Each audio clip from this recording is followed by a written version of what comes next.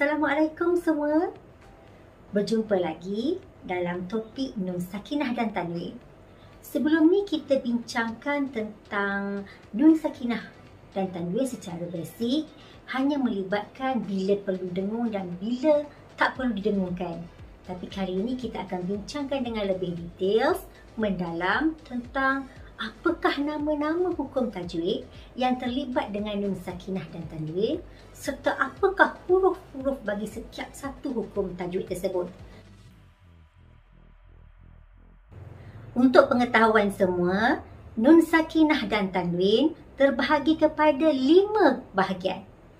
Yang pertama kita panggil iklab. Yang kedua, idgham bila gunnah. Ketiga, idgham ma'al gunnah. Keempat, izhar halki. Dan kelima, ikhfa hakiki. Kelima-lima ini adalah hukum-hukum tajwid yang berkaitan dengan Nun Sakinah dan Tanwin. Kita akan pergi satu persatu supaya anda betul-betul faham tajuk ini.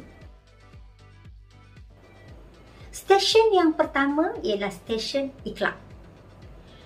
Iklab seperti mana pada ejaan dia, iaitu I-Q-L-A-B, berakhir dengan huruf B kan? Sebenarnya B dalam tulisan Jawi ialah ba, dan ba adalah huruf iklab, satu-satunya huruf tunggal. Bermakna jika Nun Sakinah dan Tanwin bertemu dengan jiran sebelahnya huruf ba, kita namakan dia hukum tajwid itu ialah iklab.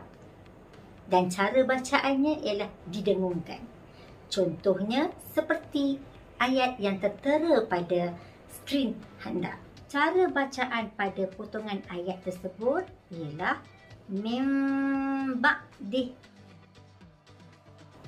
Stesen kedua pula ialah idgham bila gunnah.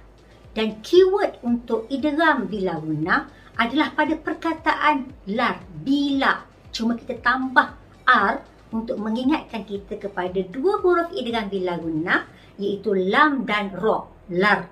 Itu cara nak ingat. Manakala cara bacaan untuk idgham bila gunnah pula ialah tak didengungkan. Berbeza dengan yang tadi. Jadi kita kena baca dengan contoh dua potongan ayat di bawah. Yang pertama, la illam. Dan yang kedua, bidurrillah. Stesen ketiga, idgham ma'al gunnah. Keyword dia pada perkataan ma'al. Bila kita ingat ma'al, ingat perkataan minu. Ma'al, minu, minu, ma'al. Macam mana nak eja minu dalam tulisan Jawi? Mim, ya, nun, waw. Inilah 4 huruf dalam idgham ma'al gunnah. Bermakna sekiranya Nun Sakinah dan Tanwin bertemu dengan salah satu daripada 4 huruf ini, sama ada mim, ataupun ya, ataupun nun, ataupun waw, cara bacaannya mesti didengungkan. Contoh bacaan pada potongan ayat tersebut, basyarum mithluna. Yang kedua, yuridni.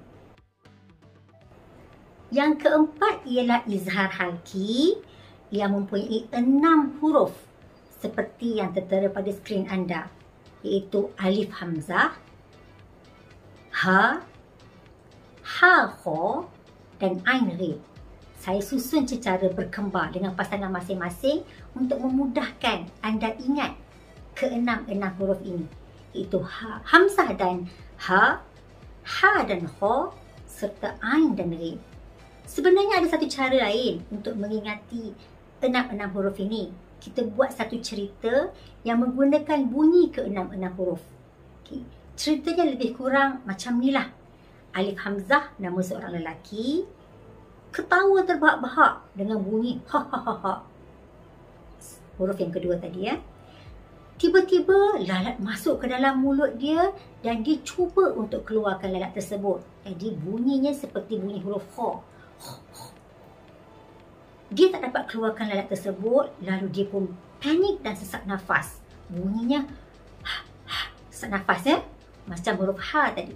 Yang keempat, tiba-tiba juga Ain datang. Ain nama seorang perempuan. Ain datang, dia nampak keadaan Alif Hamzah dan dia ambil air, minta Alif Hamzah kumur-kumur menggunakan air tersebut. Jadi bunyi alif berkumur adalah bunyi ghin.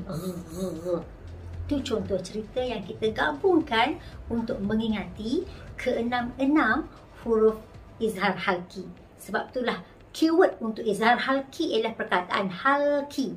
Halki, halkum, ingat cerita orang tercekik lalat di tengkuknya, tekaknya. Izhar halki ini dibaca dengan nyata dan jelas dan tidak didengungkan. Contoh bacaan, in antum.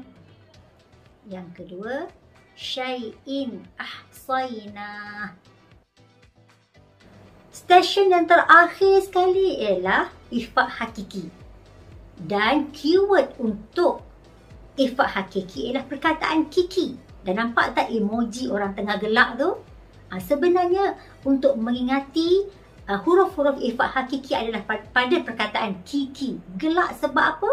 Sebab huruf ikhfa hakiki adalah huruf yang paling banyak sekali. Ahli dia paling ramai. Semua huruf yang bukan iklab, bukan idgham bila gunnah, bukan idgham ma'al gunnah, serta bukan izhar halki adalah huruf-huruf ikhfa hakiki.